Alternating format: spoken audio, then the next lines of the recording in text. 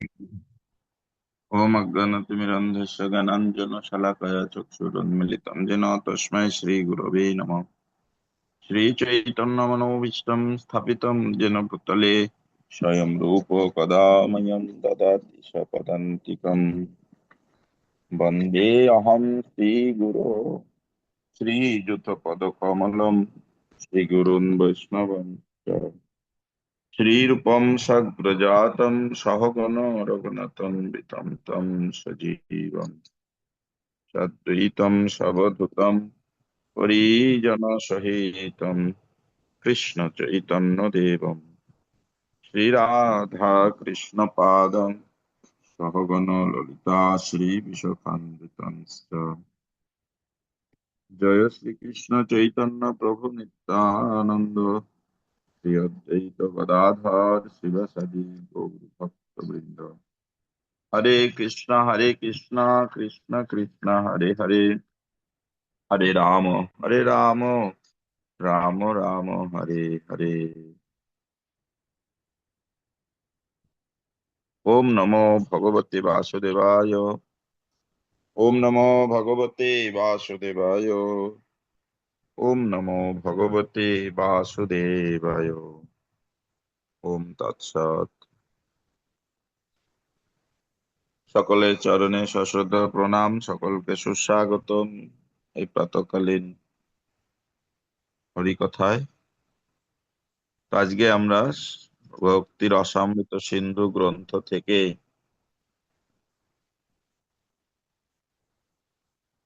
16 ষোড়শ অধ্যায় রাগানুগা ভক্তির অতিরিক্ত বর্ণনা,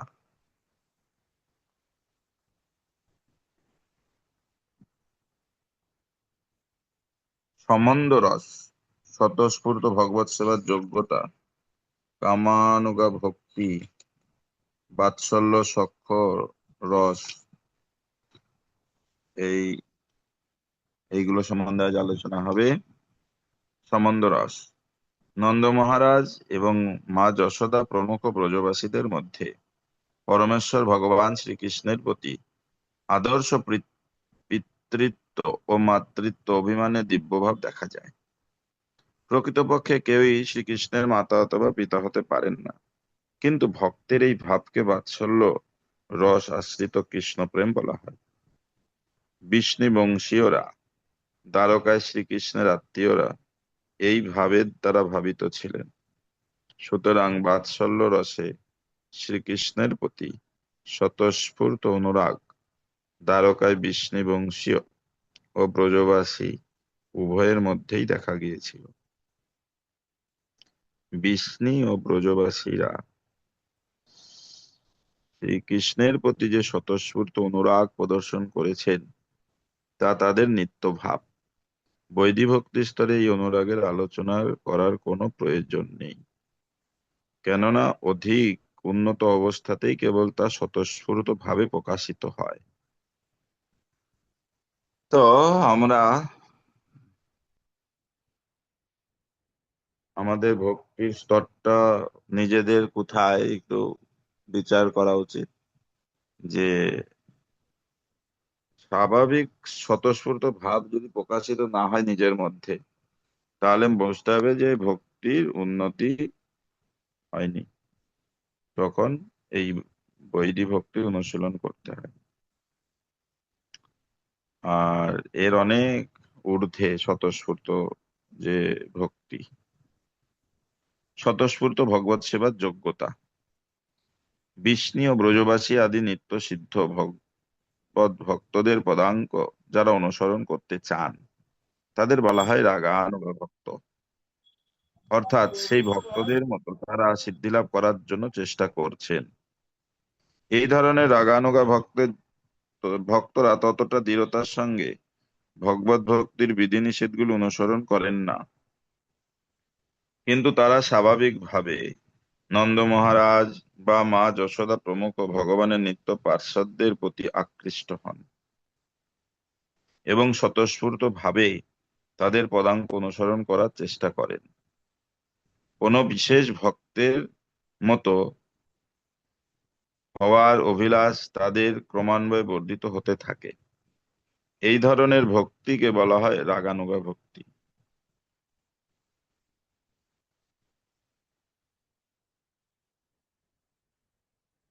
আমাদের চেষ্টা করতে হবে কোনো বিশেষ ভক্তের, সেই জন্য একটা শিষ্যের যোগ্যতা হচ্ছে অনুসরণীয় সাধনা, যে সাধনার মাধ্যমে আর একজন তাকে অনুসরণ করবে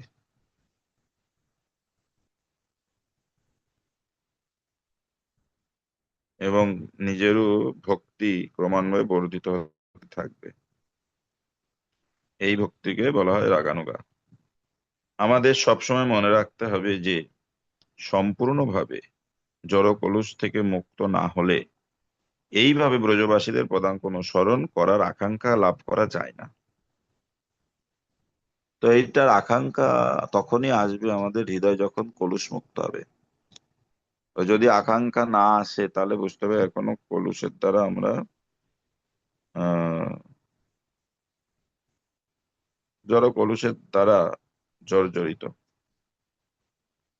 বৈদিভক্তি অনুশীলনের একটি স্তর হচ্ছে অনর্থ নিবৃত্তি, অর্থাৎ সেই স্তরে সব রকমের জড়জাগতিক অনর্থগুলি দূর হয়ে যায়। কখনো কখনো দেখা যায় কেউ কেউ ভগবত ভক্তির অনুকরণ করছে, কিন্তু প্রকৃতপক্ষে তারা অনর্থ থেকে মুক্ত হয় না।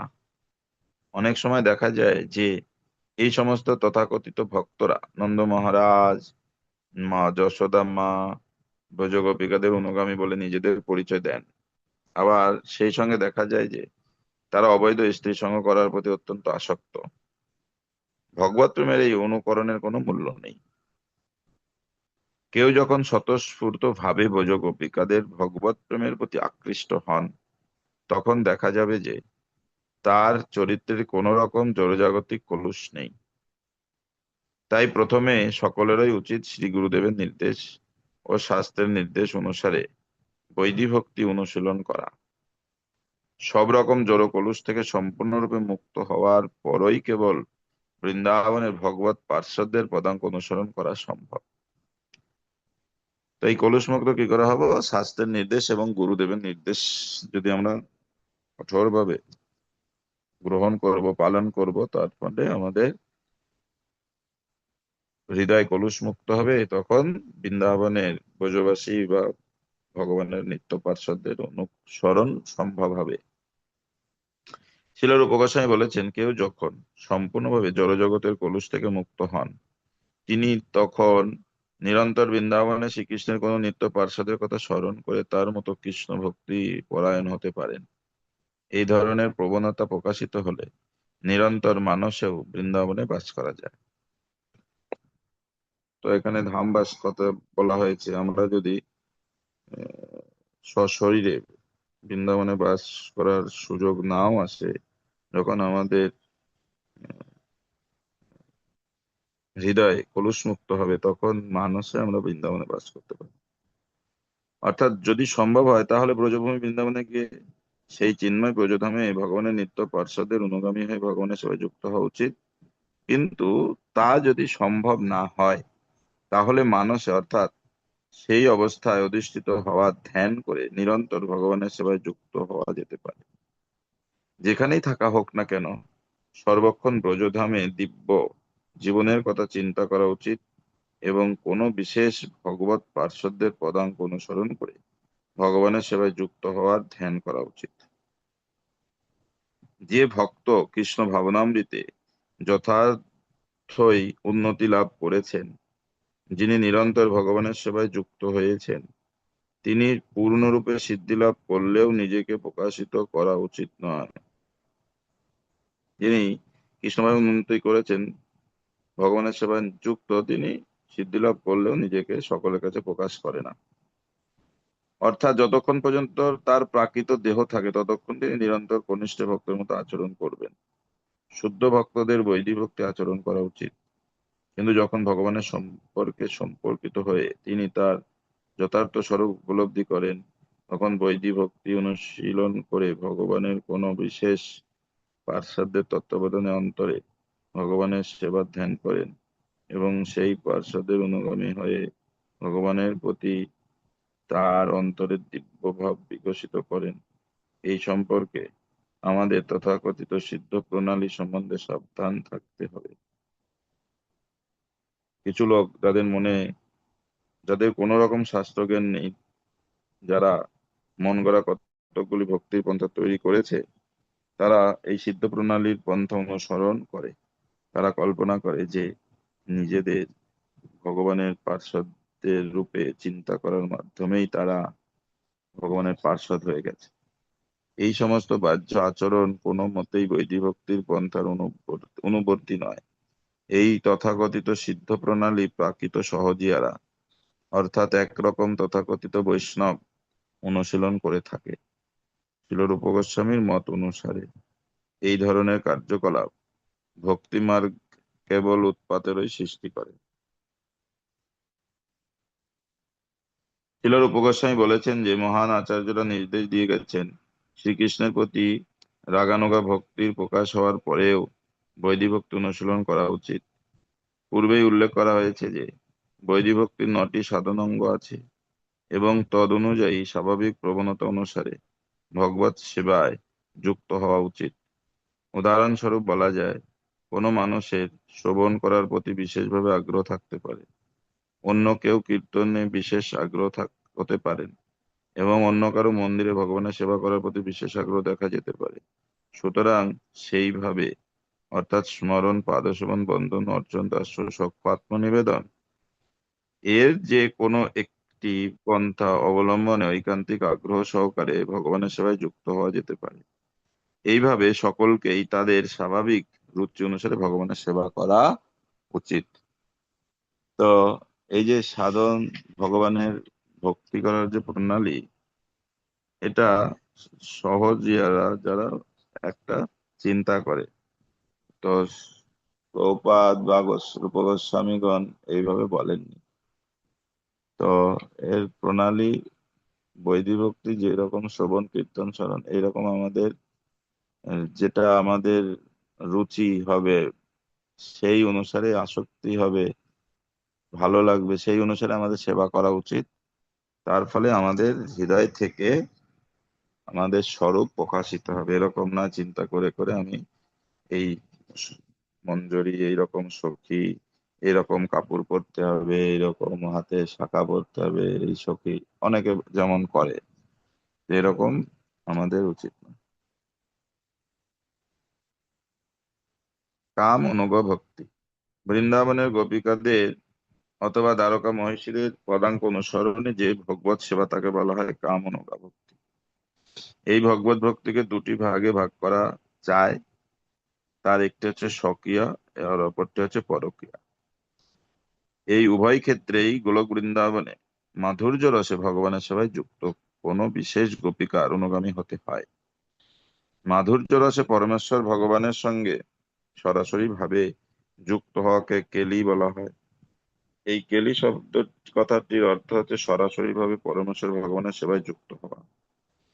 অনেক ভক্ত রয়েছেন যারা সরাসরি ভাবে পরমেশ্বর ভগবানের সঙ্গে যুক্ত হতে চান না, কিন্তু গোপিকাদের সঙ্গে ভগবানের মাধুর্য লীলা আস্বাদন করেন। এই ধরনের ভক্তরা কেবল গোপিকাদের সঙ্গে ভগবানের লীলাবিলাসের কথা শ্রবণ করে দিব্য আনন্দ লাভ করেন। শাস্ত্রবিধি নিষেধ অনুসরণ করে যারা বৈদিক ভক্তি অনুশীলন করেছেন, বিশেষ করে শ্রীমন্দিরে রাধাকৃষ্ণ আরাধনা করেছেন, তাদের হৃদয়ে কেবল কামনাগা ভক্তির প্রকাশ হয়। এই ধরনের ভক্তরা ধীরে ধীরে ভগবান শ্রী বিগ্রহের প্রতি স্বতঃস্ফূর্ত প্রেম লাভ করেন এবং গোপিকাদের সঙ্গে ভগবানের মাধুর্য লীলাবিলাসের কাহিনী শ্রবণ করে তারা সেই লীলাবিলাসের প্রতি আকৃষ্ট হন। এই স্বতঃস্ফূর্ত আকর্ষণ যখন অত্যন্ত প্রবল হয়, তখন তিনি পূর্বোক্ত দুটি বিভাগের যে কোনো একটি বিভাগে অধিষ্ঠিত হন। শ্রীকৃষ্ণের প্রতি এই মাধুর্য প্রেম কেবল স্ত্রীলোকদের মধ্যেই প্রকাশিত হয় না। অপ্রাকৃত ভগবত প্রেমের সঙ্গে দেহের কোনো সম্পর্ক নেই।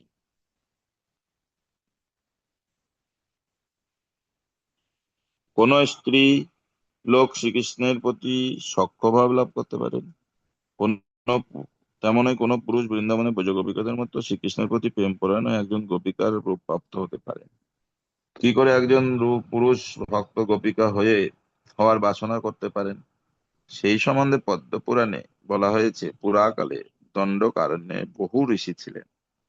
দণ্ডকারণ্য হচ্ছে সেই বন যেখানে শ্রী রামচন্দ্র পিতার আদেশে 14 বছর বনবাসী হয়ে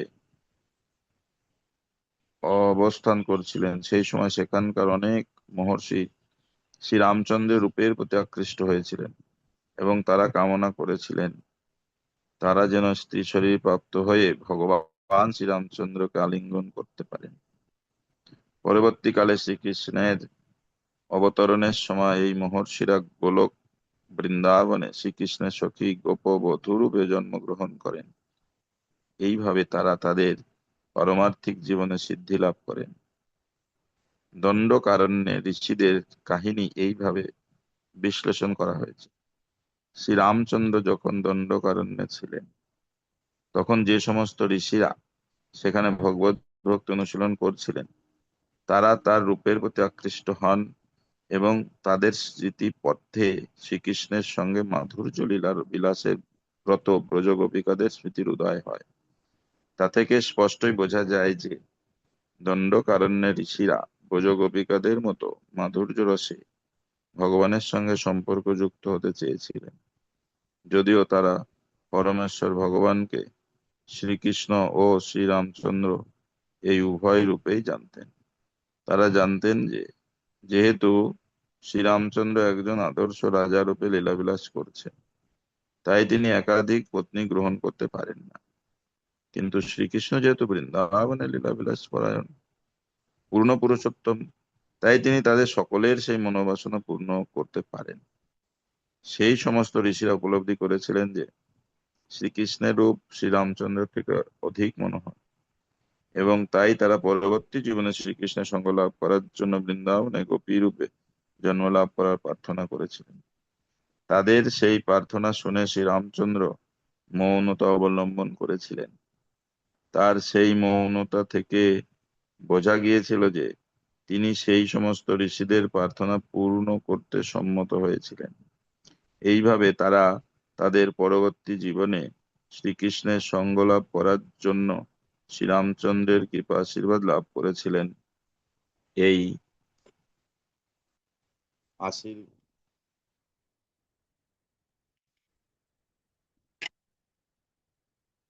এই আশীর্বাদের ফলে তারা গোকুলে ব্রজবাসীদের কন্যারূপে জন্মগ্রহণ করেন এবং তাদের পূর্বজন্মের বাসনা অনুসারে তারা শ্রীকৃষ্ণের লীলায় অংশগ্রহণ করে তার সঙ্গ লাভ করার সৌভাগ্য অর্জন করেন। এইভাবে শ্রীকৃষ্ণের মাধুর্য লীলায় অংশগ্রহণ করে তারা তাদের দিব্য ভাব বিকশিত করে তাদের মানব জন্ম সার্থক করেছিলেন। প্রেমভক্তিতে প্রেমভক্তিকে দুটি ভাগে ভাগ করা হয়, যথা স্বামী স্ত্রী রূপে সক্রিয় প্রেম এবং প্রেমিক প্রেমিকা রূপে পরক্রিয়া প্রেম। শ্রীকৃষ্ণের পত্নী রূপে যার ভগবত প্রেম বিকশিত হয়, তিনি দ্বারকায় উন্নীত হয়ে ভগবানের মহেশ্বরী রূপে শ্রীকৃষ্ণের পার্শ্বদত্ত লাভ করেন, এবং শ্রীকৃষ্ণের প্রেমিকা রূপে যাদের প্রেম বিকশিত হয়, তারা গোলক বৃন্দাবনে উন্নীত হয়ে গোপিকা রূপে শ্রীকৃষ্ণের লীলায় অংশগ্রহণ করার পরম সৌভাগ্য অর্জন করেন। এখানে খুব সতর্কতার সঙ্গে একটি জিনিস আমাদের বুঝতে হবে যে গোপী অথবা মহর্ষি রূপে শ্রীকৃষ্ণের প্রতি মাধুর্য প্রেম পরায়ণ হওয়া কেবল স্ত্রীলোকদের ক্ষেত্রেই সীমিত নয়, পুরুষদের পক্ষেও সেই ভাব বিকশিত করা সম্ভব, যা দণ্ডকারণ্যে ঋষিদের মাধ্যমে প্রমাণিত হয়েছে। কেউ যদি প্রেম ভক্তিতে ভগবানের সঙ্গে সম্পর্ক যুক্ত হতে চান কিন্তু গোপিকাদের পদাঙ্ক অনুসরণ না করেন, তাহলে তিনি দ্বারকায় উন্নীত হয়ে ভগবানের সঙ্গ লাভ করবেন। মহাকুর্ম পুরাণে বলা হয়েছে, অগ্নিদেবের পুত্র মহান ঋষি যা প্রেম ভক্তিতে শ্রীকৃষ্ণের সঙ্গে সম্পর্ক যুক্ত হওয়ার জন্য কঠোর তপস্যা করেছিলেন। তার ফলে তাদের পরবর্তী জীবনে তারা সমস্ত সৃষ্টির পরম উৎস পরমেশ্বর ভগবান বাসুদেব বা শ্রীকৃষ্ণের সঙ্গ লাভ করতে সমর্থ হয়েছিলেন, এবং তারা সকলেই তাকে তাদের প্রতিরূপে লাভ করেছিলেন।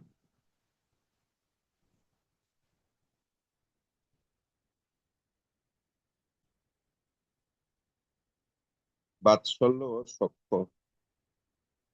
যে সমস্ত ভক্তরা বাৎসল্য রসে অথবা সখ্য রসে শ্রীকৃষ্ণের প্রতি আকৃষ্ট হয়েছেন, তাদের কর্তব্য হচ্ছে যথাক্রমে নন্দ মহারাজ অথবা সুবল এর পদাঙ্ক অনুসরণ করা। নন্দ মহারাজ হচ্ছেন শ্রীকৃষ্ণের পালক পিতা, এবং বৃন্দাবনে শ্রীকৃষ্ণের সমস্ত সখাদের মধ্যে সুবল হচ্ছেন সবচাইতে অন্তরঙ্গ সখা। ভগবানের পিতা অথবা সখা রূপে সম্পর্ক বিকশিত করার দুটি পন্থা রয়েছে। একটি পন্থা হচ্ছে সরাসরি ভাবে ভগবানের পিতা হওয়ার চেষ্টা করা, এবং অপরটি হচ্ছে নন্দ মহারাজের অনুগামী হয়ে শ্রীকৃষ্ণের পিতা হওয়ার আদর্শ বিকশিত করা। এই দুটির মধ্যে সরাসরি ভাবে শ্রীকৃষ্ণের পিতা হওয়ার প্রচেষ্টা স্বীকার করা হয়নি। এই ধরনের প্রচেষ্টা মায়াবাদ, নির্বিশেষবাদ দর্শনের দ্বারা কলুষিত হওয়ার সম্ভাবনা থাকে। মায়াবাদী অথবা অদ্বৈতবাদীরা মনে করে যে তারা নিজেরাই হচ্ছে শ্রীকৃষ্ণ, এবং কেউ যদি মনে করে যে সে নিজেই সে নিজেই নন্দ মহারাজ হয়ে গেছে, তাহলে ভগবানের প্রতি তার বাৎসল্য রস মায়াবাদ দর্শনের দ্বারা কলুষিত হয়ে যায়। মায়াবাদী দার্শনিকদের মনোভাব অপরাধজনক, এবং কোনো অপরাধী ভগবান রাজে প্রবেশ করে ভগবানের সঙ্গ লাভ করতে পারে না। স্কন্দ পুরাণে পাণ্ডবদের রাজধানী হস্তিনাপুরে বাসী এক বৃদ্ধের কাহিনী বর্ণনা করা হয়েছে। সেই বৃদ্ধ তার পুত্র রূপে শ্রীকৃষ্ণকে কামনা করেছিল। নারদ মুনি সেই বৃদ্ধকে নন্দ মহারাজের পদাঙ্ক অনুসরণ করতে নির্দেশ দেন, এবং তার ফলে তার মনোবাসনা পূর্ণ হয়। নারায়ণ বৃহস্পবের একটি বর্ণনায় উল্লেখ করা হয়েছে, যে সমস্ত মানুষ নিরন্তর তাদের প্রতিরূপে সখারূপে পিতারূপে শুভাকাঙ্ক্ষী রূপে ভগবানের কথা চিন্তা করেছেন, তারা সকলেই আরাধ্য। শ্রীকৃষ্ণের প্রতি এই স্বতঃস্ফূর্ত প্রেম শ্রীকৃষ্ণ ও শ্রীকৃষ্ণের শুদ্ধ ভক্তের বিশেষ কৃপার প্রভাবেই কেবল প্রকাশিত হতে পারে। ভগবত ভক্তির এই পন্থাকে কখনো কখনো পুষ্টি মার্গ বলে সম্বোধন করা হয়। পুষ্টি অর্থ পুষ্টিকর, এবং মার অর্থ পথ। এই ধরনের ভক্তি ভাব বিকশিত হওয়ার ফলে সর্বোচ্চ স্তরের ভক্তি লাভের পুষ্টি সাধন হয়, তাই তাকে বলা হয় পুষ্টি মার্গ। বিষ্ণু স্বামী সম্প্রদায়, বল্লভ সম্প্রদায় এই পুষ্টি মার্গে শ্রীকৃষ্ণের আরাধনা করে। হরে কৃষ্ণ কৃষ্ণ কৃষ্ণ হরে হরে, হরে রাম রাম রাম হরে হরে। হরে কৃষ্ণ। সকলকে ধন্যবাদ। এখানেই আজ শেষ। কারো কিছু প্রশ্ন জিজ্ঞাসা থাকলে।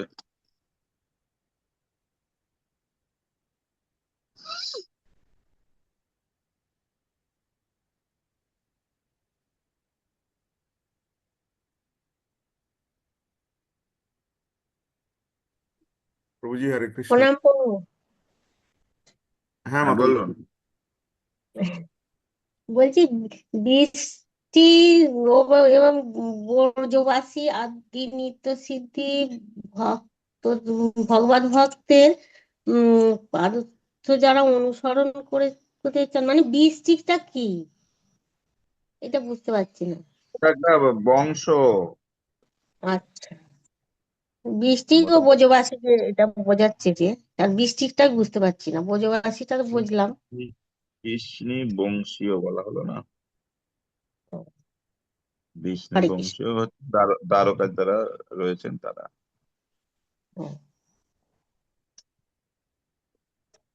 প্রণাম প্রভু। কালী গঙ্গা। প্রভুজি হরে কৃষ্ণ। আম, হরে কৃষ্ণ। প্রভুজি, আম, আহ, কৃষ্ণের এই পরকীয়া প্রেমের যে আম, লীলা, এটাকে সাধারণ মানুষেরা একটু জড়জাগতিক দৃষ্টিভঙ্গি দিয়ে একটু কুৎসা রচনা করে। তো এই বিষয়ে আহ, আমি এক জায়গায় শুনেছিলাম যে ব্রহ্ম ব্রহ্মলীলা, বিমোহন লীলার সময়তে কৃষ্ণ হুম বাল্য সখারা যে সব আহ, উম, ব্রহ্মা চুরি করে রেখে দিয়েছিলেন, ঠিক সেই হুম সময়তেই আহ, ব্রজবাসীদের সেই সখাদের সমস্ত আম, সখাদের বিবাহ সম্পন্ন হয়েছিল। তো হুম সেই সময় তো কৃষ্ণ নিজেই ছিলেন সখা রূপে। তো হুম সেই সেই দৃষ্টিভঙ্গি দিয়ে দেখলে যে গোপীরা আহ, উম, রাসলীলা করেছিলেন, সেগুলো সবই তার বিবাহিত স্ত্রী ছিল। তো এই হুম। বিষয়ে একটু যদি আরো আলোকপাত করেন। আসলে কৃষ্ণ যে ভগবান, এটা তো মূঢ় ব্যক্তিরা সামনে ভগবান একটা পর্দারি রেখেছেন, মায়া জবনিকা অবজানন্তি মাম্মুরা হুম। মানসন্তনমাস্তিতম। ভগবান এই মনুষ্য শরীর ধারণ করেছেন, মূঢ় ব্যক্তিরা তাকে বুঝতে পারেন না, এটা ভগবান বলছে। কেন? মায়া জবনিকার একটা পর্দা তার সামনে দেওয়া আছে। আর এই ভগবানের লীলা অনুকরণ করতে সবাই এখন পটু। বিশেষ করে ভগবানের অন্য লীলাগুলো অনুকরণ করে না, এই বস্ত্রহরণ লীলা, রাসলীলা, এইগুলো অনুকরণ করে। কেন? তখন বলে কৃষ্ণ তো করেছে, কৃষ্ণ করলে লীলা আর আমরা করলে কি সমস্যা। তো এখন তাদেরকে যদি বলা হয় কৃষ্ণ তো গোবর্ধন লীলা করেছিলেন, তুমি একটা আহ করে দেখাও। তো গোবর্ধন না তুলতে পারলে অন্তত একটা টেবিল ধারণ করে দেখাও, সেটাও পারবে না। টেবিল ধারণ না করে একটা ইট, সেটাও পারবে না। তো সেই জন্য যখন ভগবান ব্রহ্ম বিমোহন আর ভগবান যে এই রাসলীলা করেছিলেন, তখন ভগবানের বয়স ছিল মাত্র 7 বছর। তো আমরা বিজ্ঞান ভিত্তিক ভাবে যদি দেখি, একজন প্রকৃতির হিসাবে একজন স্ত্রী বা আহ, পুরুষের একটা যে স্বাভাবিক যে কাম ভাব, তখন 13 বছরের পরে তার স্বাভাবিকভাবে জাগ্রত হয়। কিন্তু কৃষ্ণের বয়স ছিল 7 বছর। আর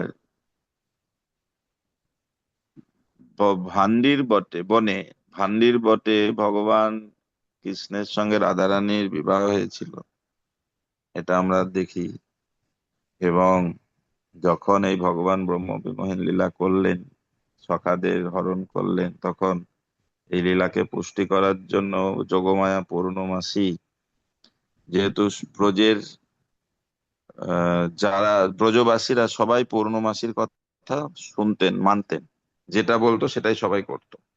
তো তখন এই লীলা পুষ্টি করার জন্য পূর্ণমাসী তখন সমস্ত ব্রজবাসীদের আদেশ দিলেন যে এখন একটা ভালো শুভ সময়, যাদের যাদের কন্যা আছে, আগেকার দিনে বাল্য বিবাহ প্রথা ছিল, হ্যাঁ, হ্যাঁ। তো যাদের যাদের কন্যা আছে, যাদের যাদের মানে ছেলে আছে, যাদের যাদের মেয়ে আছে, তাদের সঙ্গে অপরের সঙ্গে বিবাহ দিয়ে দাও, এটা ভালো সময়। এখন সেই সময় সমস্ত যে সখাদের হরণ করেছিল ব্রহ্মা, তখন বাড়িতে কি ভাবে মানে মায়েদের কাছে বলবে কোথায় গেল, তাই স্বয়ং ভগবান তাদের যে যে রূপে সখা ছিল, যত সখা ছিল, নিজেকে প্রকাশ করলেন। এবং গোচারণ থেকে ফিরে আসার সময় সকলেই কৃষ্ণকে প্রাপ্ত হলেন। এবং এই সময়কাল ছিল এই ধরাধামের 1 বৎসর। ব্রহ্মা শুধু গেছে, রেখে এসেছে, দেখতে এসেছে, দেখে যে আরে, এখন আবার গিয়ে দেখে ওখানেও আছে, এখানেও আছে। তো এই যে মুহূর্ত কাল, তখন ভগবান দেখালেন যে এরা সবাই চতুর্ভুজ। তখন ব্রহ্মার যে অপরাধ বা ভুল হয়েছে এটা স্বীকার করলেন, বুঝতে পারলেন।